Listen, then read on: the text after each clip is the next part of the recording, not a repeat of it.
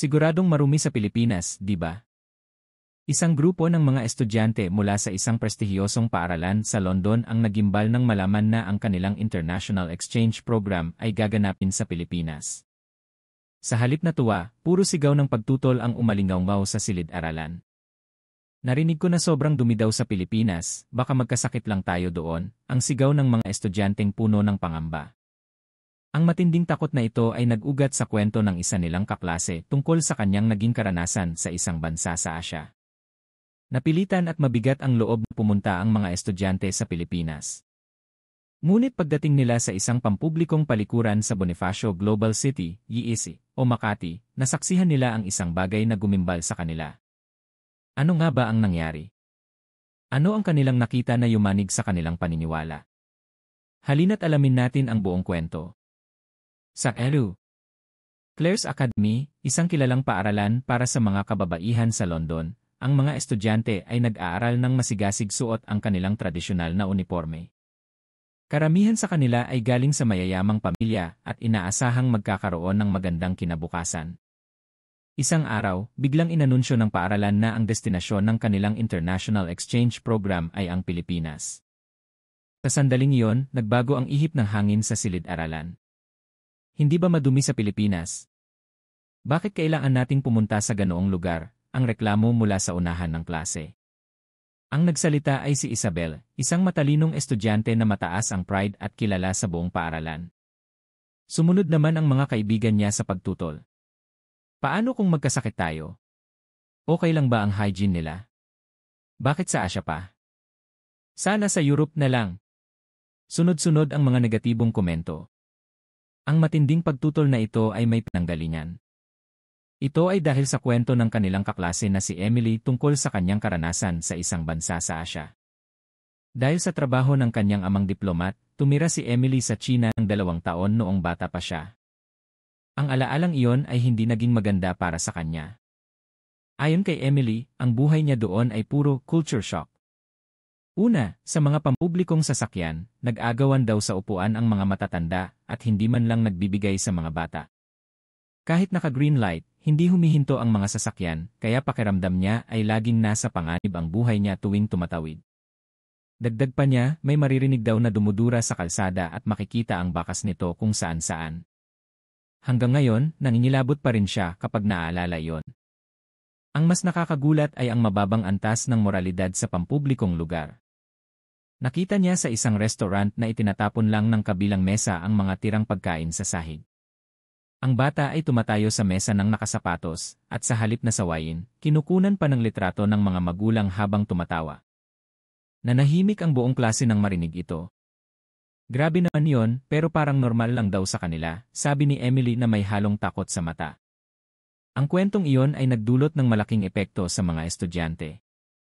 Marami ang nag-isip na kung ganoon sa China, siguradong ganoon din sa Pilipinas dahil nasa Asya ito. Pare-pareho lang naman siguro ang kultura sa Asya, ang iniisip nila. Pinangunahan ni Isabelle ang direktang pakikipag-usap sa guro. Kailangan po bang sa Pilipinas talaga? Dapat sa Italy o Spain na lang tayo, mas malinis at ligtas doon, giit niya.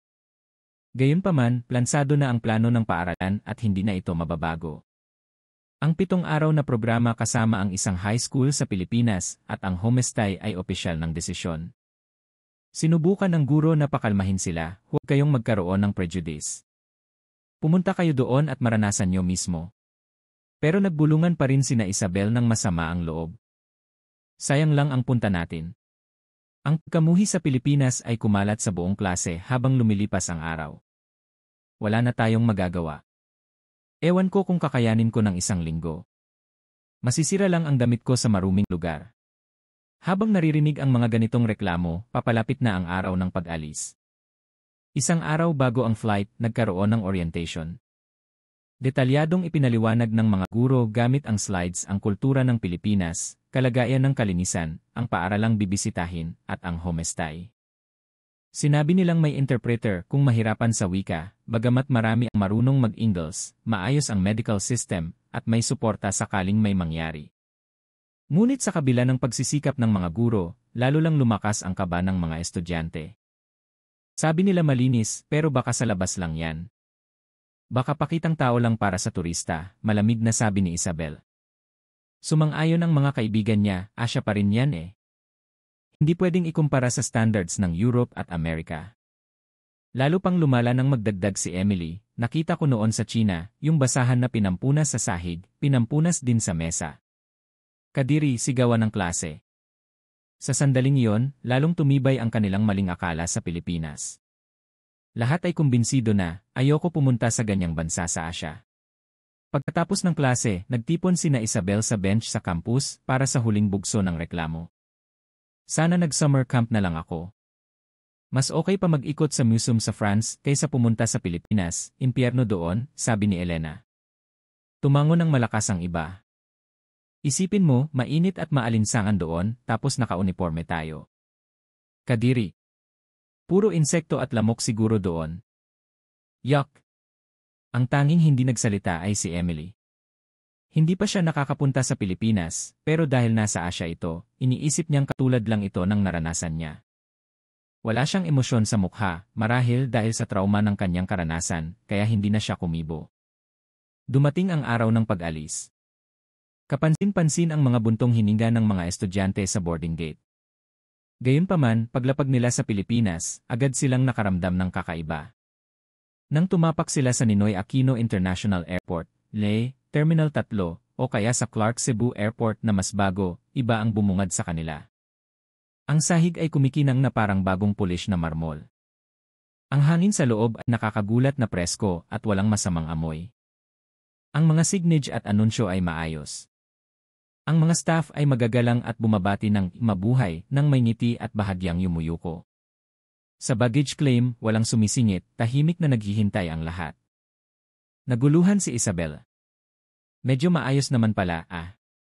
Pero agad niyang iniling ang ulo at sinabi sa sarili, airport lang to. Front lang to para sa turista. Paglabas natin sa syudad, makikita na natin ang totoo.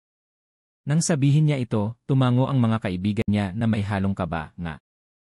Huwag tayong magpakampante. Kinabukasan, bilang bahagi ng programa, binigyan sina Isabel ng oras para mag-ikot sa Bonifacio Global City, EEC, o Makati. Ito ang ikalawang araw nila. Hinati sila sa grupo na may 5 tandang bawas 6 na miyembro para mag-explore. Pagkatapos magpa-picture ng grupo ni Isabel sa isang view deck, nag-shopping at namasyal sila. Bagamat maraming tao, nagulat sila na tahimik ang mga naglalakad. Kapag magkakabungguan, yumuyuko at umiiwas ang mga tao. Ang daming tao pero hindi maingay, bulong ni Elena. Sanay siya sa ingay at tawanan sa London City Center, kaya nanibago siya sa katahimikan dito. Ang mas nakatawag ng pansin nila ay ang kalinisan ng kalsada. Walang basura sa bangketa. Walang upos ng sigarilyo sa mga paso. Nagtatakang nagtanong si Isabel habang naglalakad, teka, bakit ang linis? Imposible namang may cleaner na laging nakabantay, sabi ni Emily sabay turo, tignan nyo, konti lang ang basurahan, pero hindi makalat. Napansin nila na kumpara sa London, kakaunti ang basurahan, pero malinis pa rin at walang nagkakalat. Dito nagsimulang tumubo ang pagdududa sa isip ni na Isabel. Ang imahe nilang Asya katumbas equals madumi ay malayong-malayo sa nakikita nila ngayon. Pagdating ng tanghali, dahil sa pagod, nagsimula na silang maghanap ng banyo. Saan may CR? Tanong ni Isabel.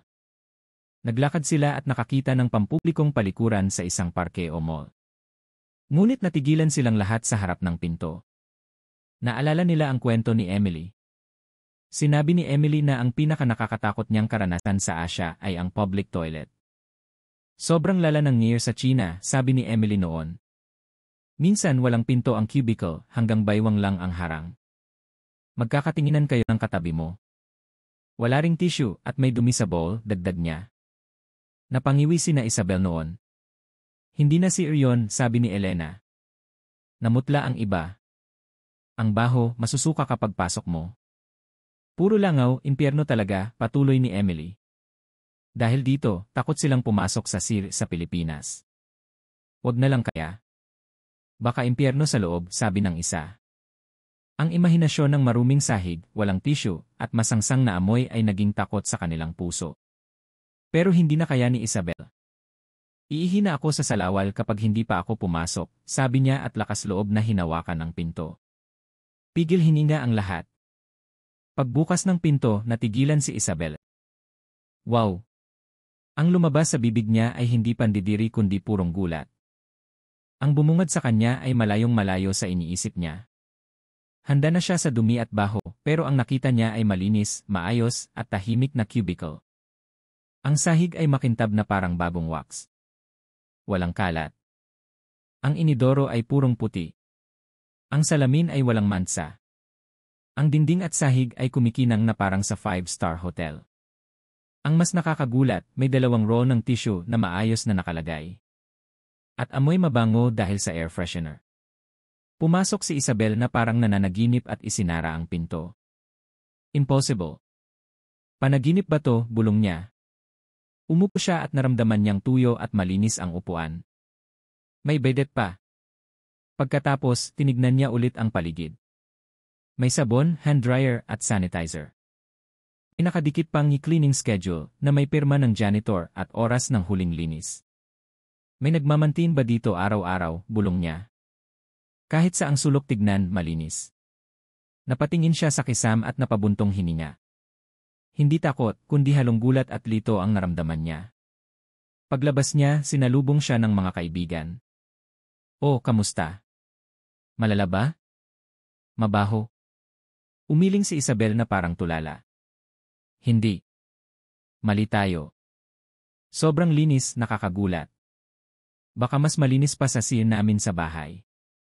Nanlaki ang mata ng mga kasama niya. Ha? Seryoso ka? Tanong ni Elena. Seryosong tumango si Isabel. Mabango, malinis ang bowl, makintab ang sahig. May tissue at bidet pa. Sayang lang ang kabako.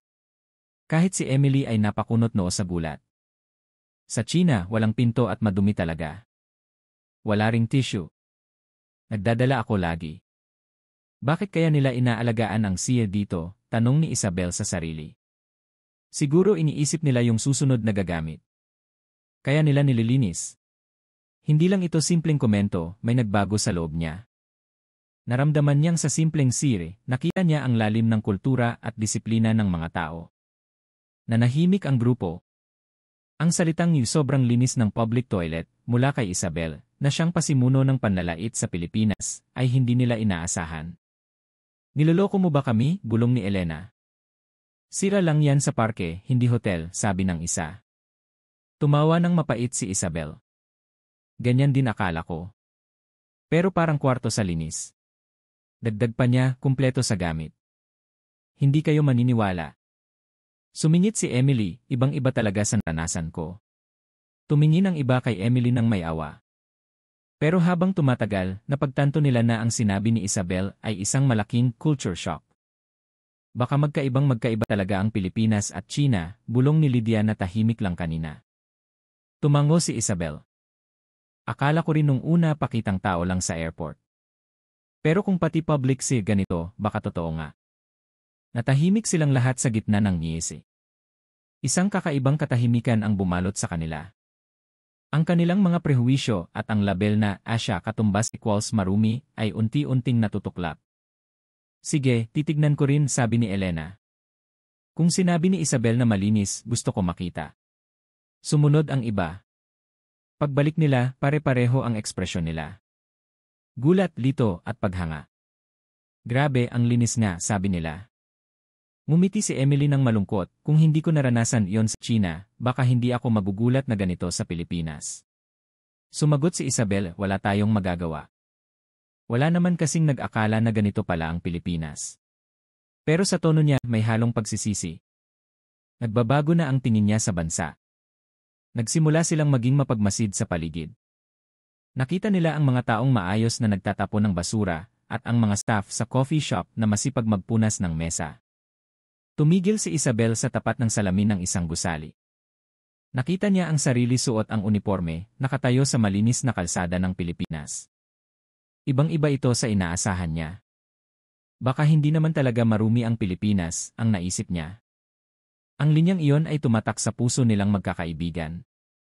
Ang munting diskubre sa Yisi ay nagpabago sa kahulugan ng kanilang biyahe. Dahil sa insidente sa Siri, nakita na nina Isabel ang mga bagay na hindi nila napapansin noon. Ang linis ng kalsada, ang ayos ng mga gusali, ang mga paalala sa convenience store, lahat ay nagpapakita ng atensyon sa detalye. Nang hapon ding yon, nagpasya silang lumihis sa ruta at pumunta sa residential area o subdivision. Tignan natin ang hindi tourist spot, baka doon natin makita ang totoo, sabi ni Emily. Gusto niyang mawala ang huli niyang pagdududa. Pero pagpasok nila sa subdivision, lalo silang nagulat. Walang basura sa kalsada. May mga halaman sa tapat ng bahay, maayos ang mga gate. Ang mga naglalakad na aso at matatanda ay umabati ng good afternoon. Ang mga bata ay magagalang. Napahinto sila. Ang ayos ng lahat dito, bulong ni Luisa na karaniwang walang pakialam. Pati dito malinis. Pumasok sila sa isang maliit na cafe. Maliit lang pero malinis ang mesa. Agad nililigpit ang pinagkainan. Magalang ang staff at may English menu. Hinawakan ni Isabel ang baso ng iced coffee niya, malinis pati ilalim. Pati ba naman to chine check nila, manghanyang sabi. Bumalik sila sa istasyon ng Ergi o bus stop para magsanay sumakay. Sa platform, gulat na naman sila. Walang basura sa sahig. Nakapila ang mga tao. Walang sumisingit kahit nagsi-cellphone. Ibang-iba sa London Tube. Ang tahimik at disiplinado, sabi ni Emily. Tumango si Isabel. Sa VA, may sumisingit at nagagalit pa. Dito, natural lang ang pila. Tinignan nila ang siya sa istasyon. Malinis din. Walang tulo ng tubig sa lababo, malinaw ang salamin. Parang laging may naglilinis. Hindi na tutsamba. Kahit saan malinis. Ang galing na name maintain nila ito sa public places, sabi ni Isabel nang may diin. Natawa si Elena, nakakahiya, sinabi pa nating madumi dito. Nagtawanan sila. Doon lang nila naramdaman ang kikalinisan bilang kultura ng Pilipinas. Nang gabing iyon, isinulat ni Emily sa diary niya, ang China at Pilipinas ay magkaibang magkaiba. Sa ikatlong araw, nakipagbonding sila sa kanilang host families. Nanirahan si Isabel sa pamilya ng isang mag-asawa sa Quezon City. Sumama siya sa host mom niya papuntang palengke o supermarket. Dumaan sila sa isang residential area. Tahimik at malinis. Nakita ni Isabel ang dalawang bata, lalaki at babae, na may hawak na walis at dustan, naglilinis sa tapat ng bahay. Anong ginagawa niyo? Tanong ni Isabel. Ngumiti ang batang lalaki, naglilinis po. Ginagawa namin tutuwing hapon pagka-uwi galing school. May nag-utos ba sa inyo? Umiling ang bata. Wala po. Natural lang po na linisin ang tapat ng bahay at kalsada. Parang normal na bahagi ng buhay nila ang pagsagot. Natulala si Isabel. Kusa silang naglilinis. Yumanig ang values niya. Ngumiti ang host mom niya, ganyan talaga dito. Minsan may tapat ko, linis ko, o bayanihan sa barangay. Pati matatanda at bata, tulong-tulong. Tumango si Isabel at bumulong, sa VA, pati matanda nagkakalat. Dito, bata pa lang may disiplina na. Ipinaliwanag ng host mom, sa Pilipinas, may kultura kami na kahit hindi sa amin, kung lugar ng lahat, dapat ingatan. Malasakit ang tawag doon. Naalala ni Isabelle ang nakita niya sa IIS noon, isang babaeng pumulot ng papel sa daan at ibinulsa ito. Dati akala niya weird lang yon, pero ngayon naintindihan na niya na kultura pala ito. Pauwi, naisip ni Isabelle, gusto ko ring tumulong tulad ng mga batang yon. Walang nag-uutos, kusa silang kumikilos. Gaano ba kalaki ang maling akala niya sa bansang ito? Hindi lang malinis ang Pilipinas, pati puso nila malinis, bulong niya. Nagulat ang host mom at mumiti, salamat sa sinabi mo. Ang karanasang ito ang nagpalambot sa puso ni Isabelle at nagbigay ng bagong pananaw. Sa ikalimang araw, nagkaroon ng salo-salo kasama ang mga Pilipinong estudyante. Buffet style na may pagkaing Pinoy, adobo, sinigang, lechon kawali, at lumpia. Noong una, nalilito sila pero natuto silang gumamit ng kutsara at tinidor o kamay. Nadiskubre nilang masarap at malinamnam ang pagkain Pinoy. Pagkakain, tinulungan ni Isabel ang host mom na magligpit. Nagtanong siya, bakit po ang linis sa Pilipinas? Hindi nagulat ang mom, siguro kasi iniisip namin hindi lang ang sarili namin, kundi yung susunod na gagamit. Napatigil si Isabel. Hindi linilinis para sa sarili, kundi para sa susunod. Bago ito sa kanya. Ibig sabihin, kultura ng pagmamalasakit. Tumango ang mom. Tinuturo sa school at bahay na iwanang mas malinis ang lugar kaysa sa dinatnan mo. Kahit hindi mo kalat, pupulutin mo. Natural lang yon. Masarap sa pakiramdam. Tumimo ito sa puso ni Isabel. Ang kalinisan sa Pilipinas ay hindi lang dahil sa management, kundi galing sa puso ng tao. Nagsisi siya sa pag-aakalang marumi ang Pilipinas. Napagtanto niya na nagbago na ang definisyon niya ng kalinisan. Hindi lang ang pag-iwas sa dumi, kundi ang pagpapanatiling maayos para sa iba. Ito ay hindi nakikitang kabutihan at tiwala sa lipunan. Naramdaman niya na ito ang lakas ng bansang ito. Nang gabing iyon, naisip niya, pag-uwi ko sa VA, iisipin ko na rin ang susunod na gagamit. Ang Pilipinas ang nagturo sa kanya kung paano mamuhay ng tama. Dumating ang huling araw. Tahimik ang umaga sa Maynila habang papunta sila sa airport. Iba na ang atmosfera sa bus. Lahat ay nakatingin sa bintana, nag-iisip. Pinapanood ni Isabel ang tanawin. Nakikita niya ang mga taong pumipila sa sakayan ng jeep at bus. Tahimik at nagbibigayan. Ang kalinisan ng bansang ito ay hindi lang sa kalsada, kundi sa pamumuhay ng tao, na intindihan na niya. Ang galing ng Pilipinas, bulong niya. Tumawa si Emily, sorry kasi nilahat ko ang Asya.